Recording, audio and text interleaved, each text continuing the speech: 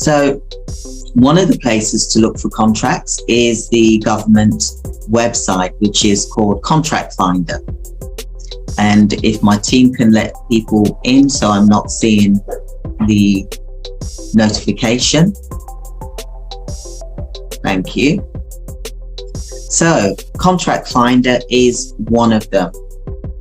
So Contract Finder, you can create an account on here, for example, and you will get updates of what contracts are available and what is around. Now, there's various ways. Now, when I first started, I was looking at the lower value contracts because a lot of people think they can just go into this and go straight into something which is like 10 million. No, you can't. You have to make sure that you're applying for contracts which is for small to medium-sized enterprises. Now, what you also need to be thinking about is getting contracts with organizations as well that are already up and running, that have got contracts, that are willing to subcontract with you. Because when you're looking at applying for the larger contracts, the organizations, the buyers, you're the supplier because you're supplying your staff members to the buyer, to the contract, to deliver the service, for example.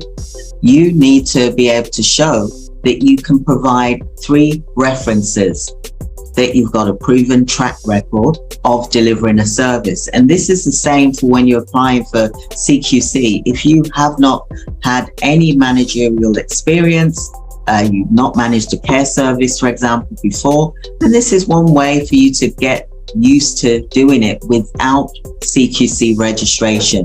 You can run a nursing agency, a recruitment care agency without CQC registration because you're providing staff members into care homes as well as into NHS hospitals who are already regulated, registered with the Care Quality Commission. So therefore, you don't need to register with the Care Quality Commission if you're providing staff on that basis because the organization is already regulated. So it doesn't make sense to send regulation upon regulation. Although being registered with the Care Quality Commission is the best badge of honor that you could have as a care organization, but you don't need to do that to run a recruitment care agency.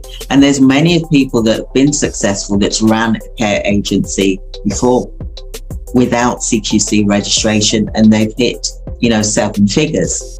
And you too can potentially hit 7 figures in your business, but you want to start off with 6 figures. So for example, your first year, you may want to do 580,000, for example, and then you will increase as each year goes on because you're diversifying, you're adding more staff, you're increasing your turnover, but also you're increasing the services that you're providing as well. Okay, so think about the contracts. Like when I first started, I was looking at the lower value contracts, and then I was building up to the point of 5,000 hours a week, for example. And that's what you can do as well. So on Contract Finder, they do lower value contracts as well as higher value contracts.